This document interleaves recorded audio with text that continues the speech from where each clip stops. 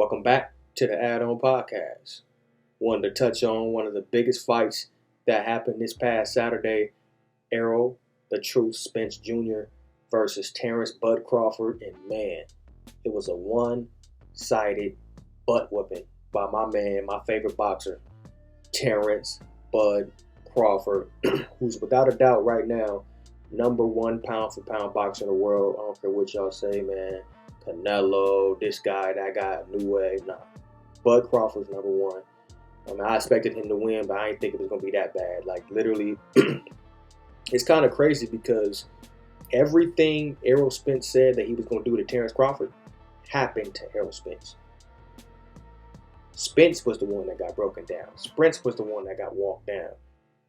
And Terence Crawford, from that round two where he shoved Spence off of him and let him know, I'm the stronger guy. And the jab work, I'm not gonna lie to y'all, that was probably one of the best jab works I've ever seen. Like, that right hand jab, he was just tagging him. It was like a lightning bolt. It was so fast. And it was almost like I heard some commentators say it was almost like a power punch too.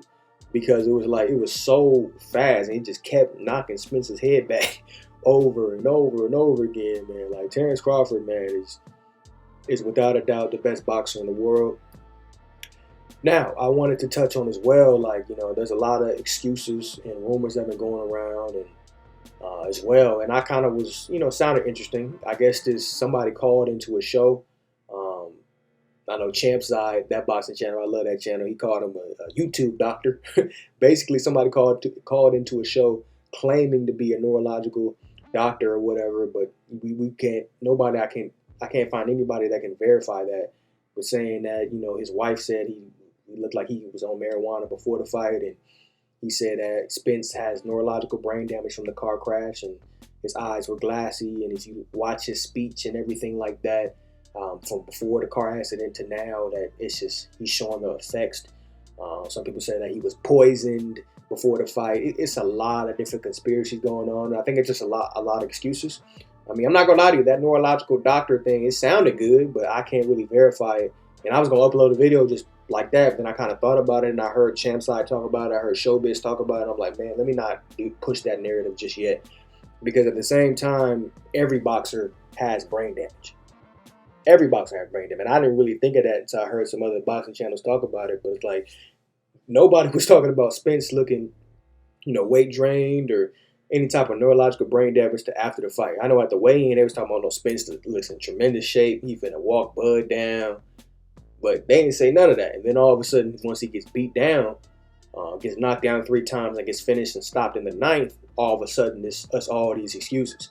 And I ain't gonna lie to you, I do feel bad for Spence though. I'm a fan of Spence. Obviously Terence Bud Crawford is my favorite, but I mean, you never like to see anybody get beat down that bad. That was just ridiculous. And maybe I think Spence being drained at 147, that's an excuse. You can say it's an excuse, but at the same time, if they fight at 154, Bud's only gonna be stronger. Spence will be stronger, but Bud's gonna be even better. That might arguably be the best Bud we've seen. Because Crawford said himself that, 147 is kind of hard for him to make as well. So him at 154, Spence at 154, it won't be no different.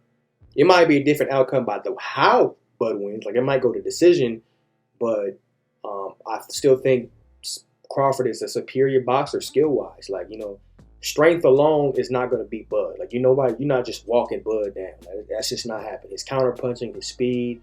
Honestly, Boots, I feel like, has a better chance at beating Crawford than Spence does. I mean, like I said, anything can happen for sure. Spence is pushing for a rematch in December. I think that's a little too early. I would, definitely rest, make sure everything's okay. Maybe fight just some random dude, get your confidence back up, and then, maybe, rematch Bud Crawford in the beginning of 2024, maybe. But December already a rematch? I don't really know. I don't know. I hope, like, if there's a rematch, I definitely think Bud Crawford would win, but I definitely would hope it's more competitive. And by more competitive, I'm saying I hope it goes the distance. I don't really see a trilogy happening in this fight because I think Bud Crawford wins the second fight as well. I mean, I have unless Bud Crawford pulls a Buster Douglas where he gets the lucky win over Mike Tyson, and then he faces Evander Holyfield and just comes completely out of shape and gets stopped. Unless that happens, I don't really see any way Spence could beat Crawford after that. That was just too one-sided for it to be just like, man. And like I said, but it's a lot of excuses coming the way, but I really don't want to push that narrative because, nobody was saying anything about neurological brain damage after the Danny Garcia fight, after the Ugas fight, which he dominated Ugas and he looked tremendous. And some people say that was, Spence's best win of his career. You know what I'm saying? So it's unfortunate that he's been in 3 car accidents, technically.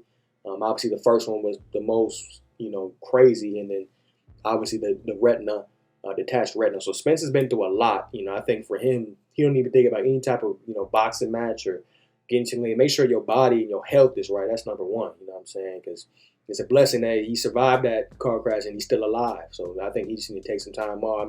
Only Spence know and God know, how truly his body feels. You know what I'm saying? You can do all these doctors and you can say, oh, his eyes look glassy and this and that and his slurred speech. But another thing about that slurred speech or if they say that Spence's words come out slower, he has dentures. And that is one thing I didn't know either. I didn't know that Spence lost all his teeth. But shout out to Champ's side. he clarified that, you know what I'm saying? So all this, that YouTube doctor that called in or whatever, the story definitely, all you got to do is look up, Neurological Dr. Errol Spence, and you can hear that audio recording if you guys don't know what I'm referring to. I'm not going to play it, but y'all can literally go type it in yourself, TikTok, YouTube, it'll come up. And like I said, he made some valid points in there. Well, I don't want to say valid. He made some points that seem valid, but like I said, we can't really verify if who he say he is true. Or not. That's why I didn't even drop the original video where I had the audio, and I was like, oh, this might be an excuse for Spence, but because I don't want to take nothing away from Buzz when, you know what I'm saying? You take all that away from everything that happened with Spence, I think to still think, Bud Crawford is a superior boxer all around. And I've always thought that, and I'm glad he got his props.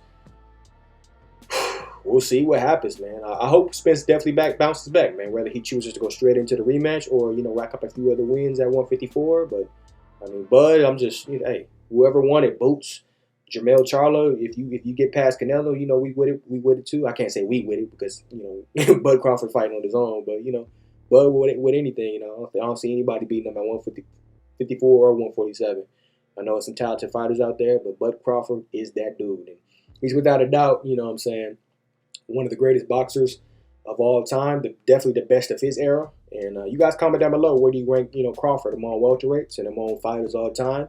Comment down below your thoughts on everything and subscribe. I'm going to start rolling out the content, a whole lot of content on this channel. If you guys don't know, it's not just a boxing channel. I'm way more than that, man. I think that this channel probably has an opportunity to grow more than even my main channel, because I'm talking about boxing, NFL, definitely when the season starts, NBA, hip-hop, rap, what I'm saying, anything that's going on with, in the world I want to talk about. So I'm just pretty much got it all on this channel. So, you might see some guests on here for just my regular episode, but, I do it all on this channel. For some YouTube beef drama, I'm going to touch on that as well. So, y'all come over to the add-on, man. It's going to be a fun channel. Definitely going to be talking about a lot of different things. I'm not just going to be reading off a script. I'm going to, actually dive in and know what I'm talking about and give my thoughts and my opinion. It's okay if you disagree. Anybody can do what I'm doing right now. And just that's the beauty of YouTube, having a YouTube and a podcast is you can talk about, it's your business, your brand, and you talk about what you want to talk about, say what you want to say. If you disagree or if you agree, start your own channel. Anybody can do that. That's the beauty of a podcast, you know what I'm saying? For sure. So make sure you guys like, comment, share, subscribe, and I'm going to see y'all next video.